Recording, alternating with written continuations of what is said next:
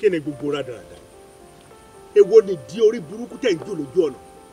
Ṣé ká wá sọ pé di yín sọ wọ̀wọ̀ ni àbí kí leléyìí? Tẹ́ bá pẹ́kẹ́ tó kó gbogbo orí burúkú ìdí òṣì kúrò lọ́nà. Tẹ́ bá kúrò bí ẹ̀ka àbùkù.